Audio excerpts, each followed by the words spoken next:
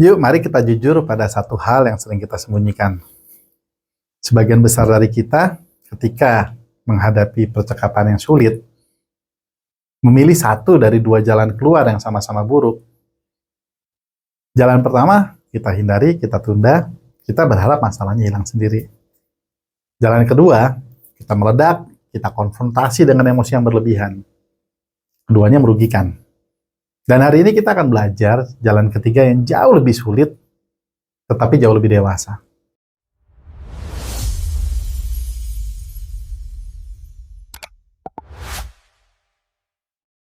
Selamat datang kembali di Unlock Your Hidden Potential. Saya Yohan Sendo.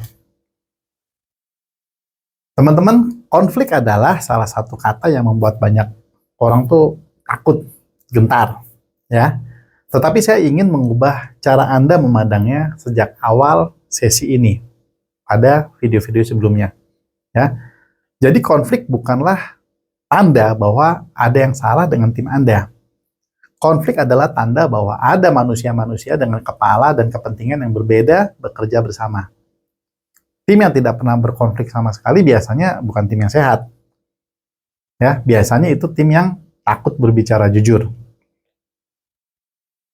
Maka teman-teman, pertanyaannya bukan bagaimana menghindari konflik sebetulnya menurut saya, ya, melainkan bagaimana mengelolanya agar menjadi produktif. Ya, jadi ada konflik yang merusak, yaitu yang menyerang pribadi, memecah belah, dan meninggalkan luka. Tetapi ada juga konflik yang membangun, ya, yaitu perbedaan gagasan yang ditangani dengan hormat dan justru melahirkan solusi yang jauh lebih baik, teman-teman. Ya kan? Jadi seni kepemimpinan di sini adalah meredam yang merusak sambil memberi ruang bagi yang membangun, teman-teman. Oke, mari kita bahas akar masalahnya. Mengapa percakapan sulit menjadi begitu menakutkan, teman-teman? Ya kan? Karena di dalamnya selalu ada tiga hal yang dipertaruhkan sekaligus. Ya kan? Ada isi masalahnya, ada emosi yang menyertainya, dan ada harga diri masing-masing pihak. Ya, jadi ketika kita hanya fokus pada isi dan mengabaikan emosi serta harga diri, ya, percakapan itu boom, meledak, teman-teman. Ya, sebaliknya ketika kita hanya menjaga perasaan tetapi tidak pernah menyentuh isi, ya, masalahnya tidak pernah selesai. Nah, pemimpin yang cakap itu memegang ketiganya dengan sangat hati-hati dan cermat, teman-teman. Ya, jadi saya ingin memberi Anda beberapa prinsip praktis. Yang pertama adalah pisahkan orang dari masalah. Jadi ketika Anda menghadapi percakapan sulit, arahkan serangan Anda pada persoalan, bukan pada pribadi orangnya, teman-teman. Ya, jadi ada perbedaan besar kan antara mengatakan kamu memang ceroboh dan mengatakan ada beberapa kesalahan dalam laporan ini yang perlu kita perbaiki. Yang pertama, menyerang harga diri dan memicu pertahanan dari orang lain, teman-teman. Yang kedua, mengajak menyelesaikan masalah secara bersama-sama, ya. Jadi jaga agar orang tetap merasa dihormati bahkan ketika Anda mengkritik pekerjaannya dengan tegas, teman-teman, ya. Yang kedua, mulai dari rasa ingin tahu, teman-teman, bukan dari tuduhan. Sebelum menyimpulkan bahwa seseorang bersalah atau bermaksud buruk, ajukan pertanyaan dulu. Seringkali apa yang kita anggap sebagai kelalaian ternyata punya penjelasan yang tidak kita ketahui. Ya, memulai dengan kalimat seperti bantu saya memahami apa yang terjadi di sini jauh lebih membuka daripada langsung menghakimi, teman-teman. Ya, Anda mungkin akan terkejut betapa banyak konflik mereda begitu kedua pihak benar-benar memahami situasi satu sama lain. Ya kan? Yang ketiga, sampaikan dampaknya, bukan hanya keluhannya. Jadi ketika Anda perlu mengoreksi perilaku seseorang, jelaskan dampak nyata dari perilaku itu. Bukan sekedar bahwa Anda nggak suka. Misalnya, ketika laporan terlambat, seluruh tim harus menunggu dan jadwal klien menjadi terganggu. Ya, berbicara tentang dampak membuat koreksi terasa adil dan beralasan, teman-teman. Ya, bukan sekedar soal selera pribadi Anda sendiri. Orang lain mudah menerima koreksi yang masuk akal daripada koreksi yang terasa seperti serangan personal, teman-teman. Bisa bedain ya teman-teman ya di sini ya. Kemudian yang keempat, teman-teman, ya, jaga emosi Anda sendiri lebih dulu.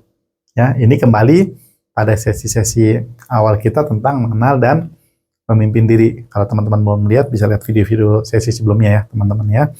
Anda tidak bisa membedakan konflik Anda sendiri kalau Anda sedang terbakar.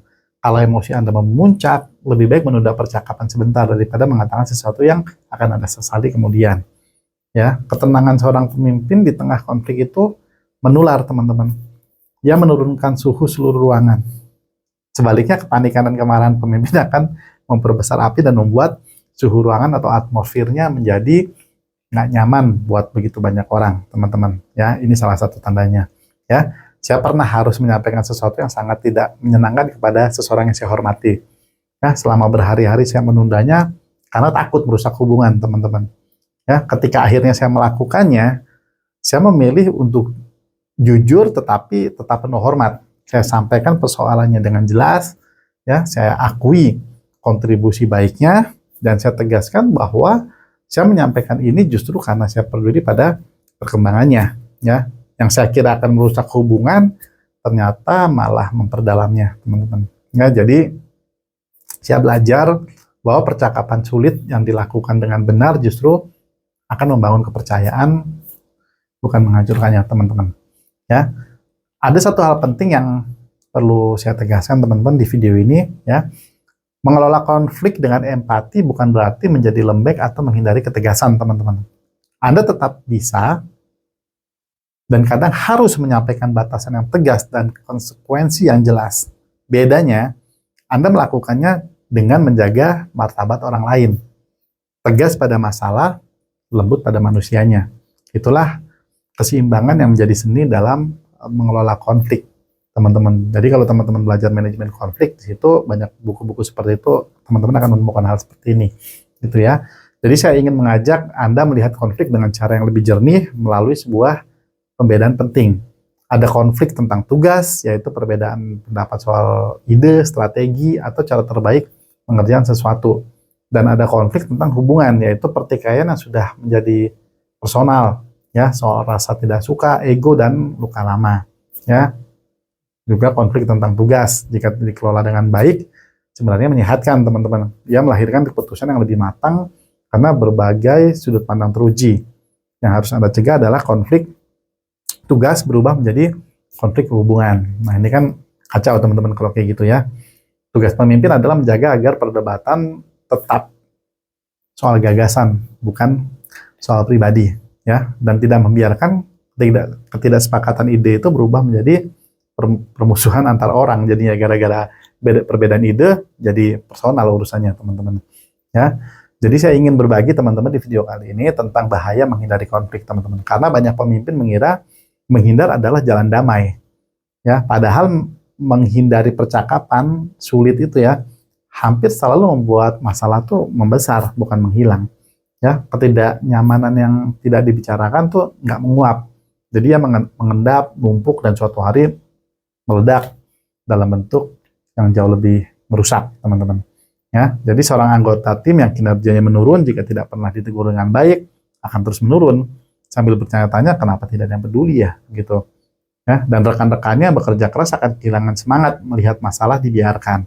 Ya, jadi seringkali tindakan yang paling penuh kasih justru adalah keberanian untuk melakukan percakapan sulit lebih awal saat masalahnya masih kecil, teman-teman.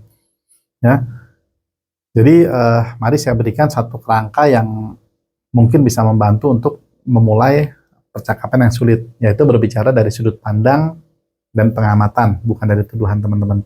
Bandingkan dua kalimat pembuka nih, teman-teman. Yang pertama, ya, kamu selalu mengabaikan masukan saya. Sementara kalimat yang kedua, teman-teman, saya memperhatikan beberapa kali masukan saya belum sempat dibahas, dan saya ingin memahami apa yang terjadi. Nah, dari dua kalimat ini, teman-teman, ya, kalimat pertama langsung memicu pertahanan, karena terdengar seperti serangan dan vonis mutlak.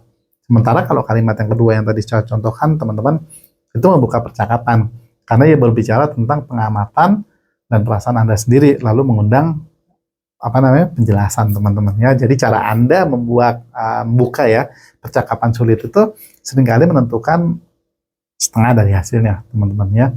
Jadi saya ingin menambahkan keterampilan yang krusial, yaitu menjadi penengah ketika konflik terjadi antar anggota tim Anda, teman-teman, bukan antara Anda dengan mereka.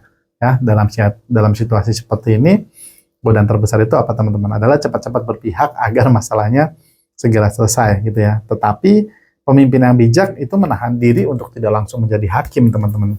Sebaliknya, ia membantu kedua pihak saling mendengar, memastikan masing-masing merasa dipahami, dan mengarahkan mereka untuk menemukan solusi bersama, bukan memaksakan solusi dari atas, teman-teman.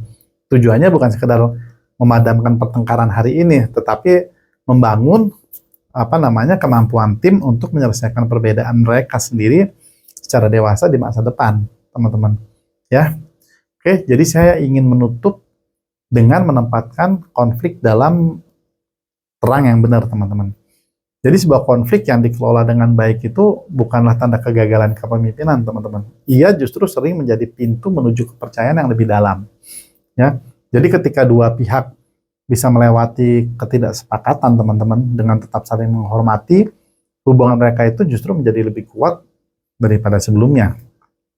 Karena mereka kini tahu bahwa hubungan itu cukup kokoh untuk menampung perbedaan, teman-teman. Ya, tim yang paling kompak itu bukanlah tim yang nggak pernah bergesekan atau nggak pernah berselisih, teman-teman. Melainkan tim yang tahu cara berselisih dengan sehat, lalu kembali bersatu, teman-teman. Dan kemampuan itu sebagian besar lahir dari teladan pemimpinnya dalam menghadapi perbedaan dengan tenang dan penuh hormat, teman-teman. Oke, teman-teman ya. Jadi mari kita simpulkan, mari kita rangkum video pada sesi kali ini.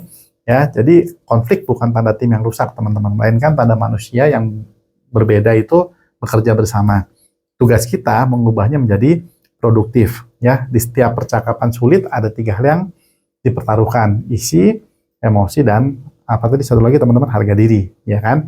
Pegang ketiganya dengan memisahkan orang dari masalah, memulai dari rasa ingin tahu, berbicara tentang dampak, dan menjaga emosi diri lebih dulu, teman-teman.